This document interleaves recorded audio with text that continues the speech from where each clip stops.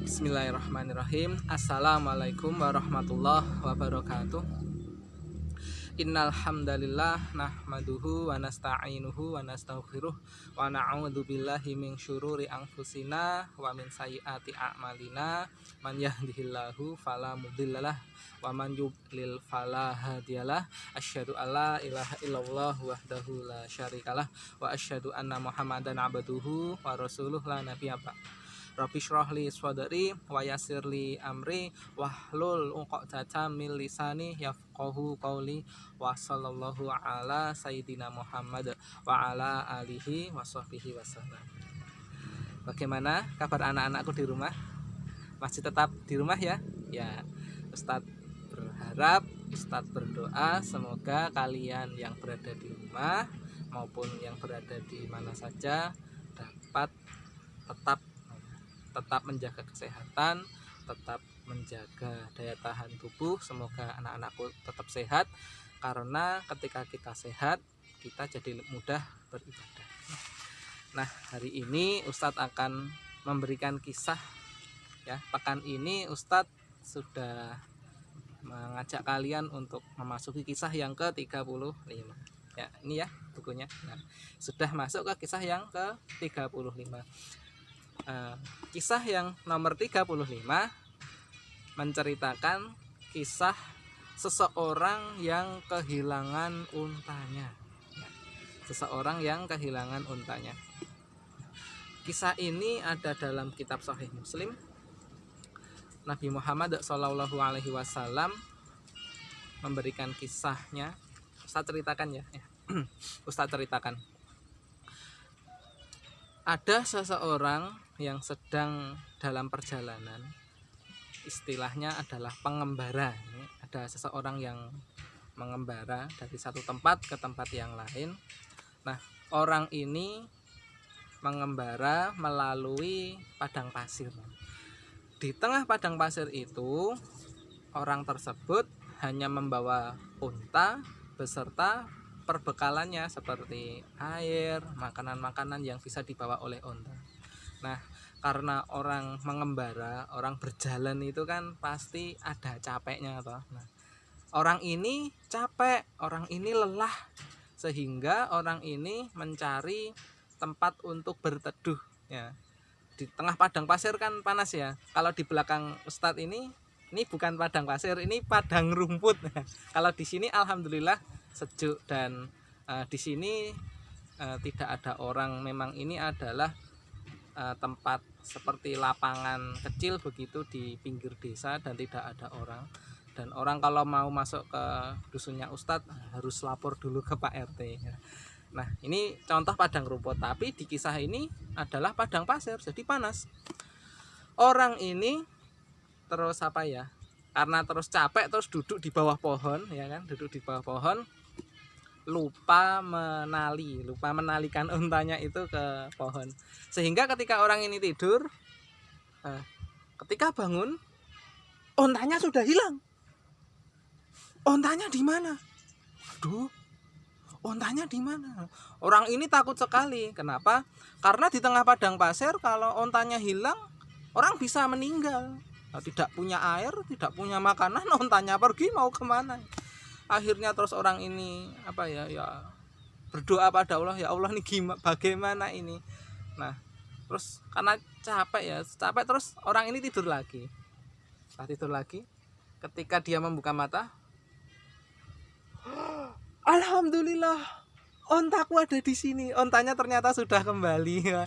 Orang ini sangat senang sekali ya. Saking senangnya, karena sangat semangat, orang ini salah berkata. Apa yang dia katakan?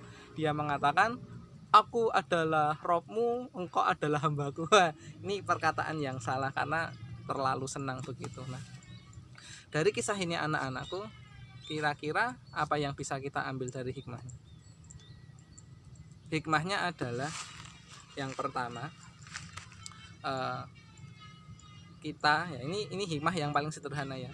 Hikmah yang paling sederhana adalah kita itu jangan lupa untuk selalu berusaha.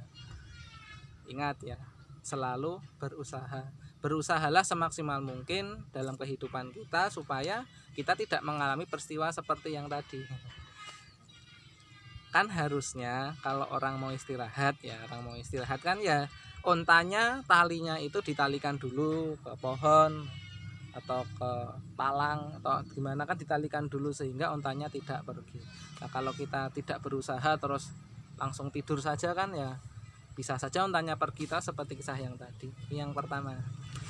Yang kedua, dari kisah tadi sebenarnya masih ada lanjutannya. Lanjutannya adalah ketika ada peristiwa seperti tadi, orang tadi sangat senang sekali ontanya kembali. Nah, di situ Allah memberi pesan kepada kita bahwa ini Nabi Muhammad menyampaikan bahwa Allah lebih suka, perhatikan ya, Allah lebih suka menerima taubatnya hamba-hambanya melebihi senangnya orang yang dapat onta tadi.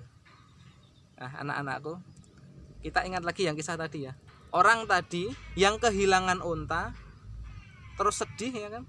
Ketika dia membuka mata, bangun tidur, ontanya kembali. Orang ini kan sangat senang.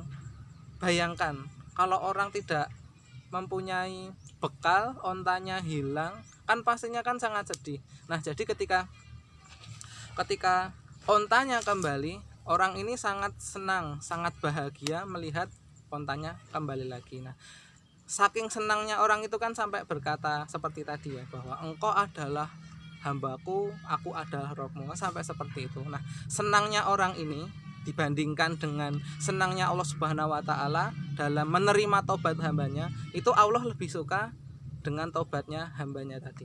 Maksudnya gini, kalau ada orang yang berdosa terus orang itu bertobat kepada Allah Subhanahu wa taala, Allah lebih senang menerima taubat hambanya daripada senangnya hamba yang kehilangan onta tadi begitu. Nah, artinya dari hikmah ini, hikmah yang kedua adalah kita jangan ragu untuk bertobat kepada Allah. Kenapa? Karena Allah Subhanahu wa taala sangat suka, sangat senang, sangat bahagia menerima taubat dari hamba-hambanya. Dalam Al-Qur'an juga dijelaskan, ya ayyuhalladzina amanu tubu ilallahi taubatan nasuha.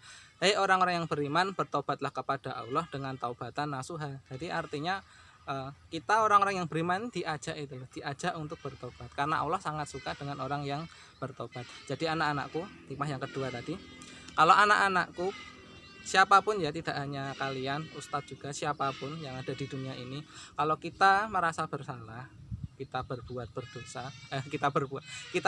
dosa, langsung saja tobat sama Allah. Jangan menunggu besok. Kalau salahnya hari ini ya tobatnya hari ini. Kalau ditunda besok, bisa saja hari ini kita meninggal. Nah, maka dari itu hikmah yang kedua ya. Kalau kita berbuat dosa, berbuat salah, langsung bertobat.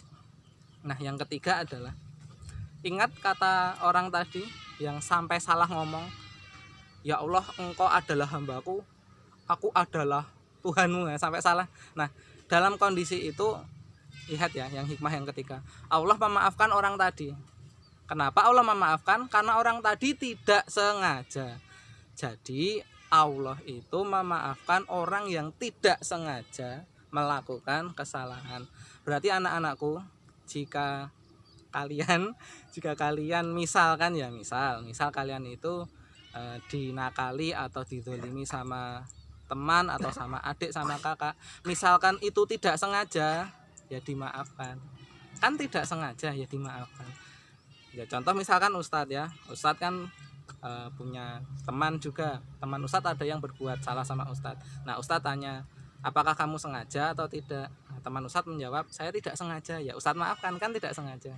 Begitu juga dengan kepada kepada makhluk yang berbeda. Misalkan kita sama ayam atau sama kucing.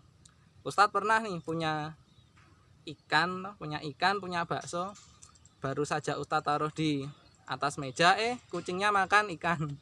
Padahal itu lauknya itu untuk Ustadz dan keluarga. Ya Ustadz tidak marah sama hewan itu ya. Ustadz maafkan kucingnya Ustadz. Lah mau gimana lagi, yang dia kan juga nggak sengaja, dia juga lapar juga. Nah, artinya kita, anak-anakku, di hikmah yang ketiga ini adalah kita memperlebar hati kita, memperluas hati kita, besar kesabaran kita dalam menerima maaf dari orang lain. Allah Subhanahu wa taala saja memaafkan hambanya. Padahal Allah itu berkuasa untuk menyiksa maupun berkuasa untuk memasukkan ke dalam surga. Nah, apalagi kita hanya manusia biasa, kalau kita disakiti orang lain sudah sabar. Kalau sabar dapat pahala, enak toh. Nah, itu saja ya anak-anakku. Ada 3 hikmah yang bisa kita ambil dari kisah ini. Semoga anak-anakku bisa mengambil hikmah.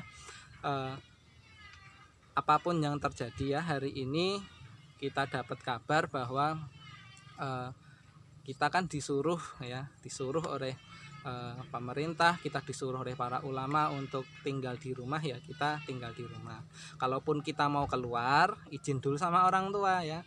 Kalau Ustadz hari ini keluar rumah, iya, tapi Ustadz tidak main kemana-mana. Ustadz masih tetap di lingkungan pedesaannya Ustadz, ini di salah satu lapangan yang ada di dusunnya Ustadz. Jadi hindari dulu yang namanya liburan, main-main, jangan dulu, udah di rumah saja, belajar, dengarkan kisah, dan insya Allah masih banyak kisah yang bisa anak-anak pelajari.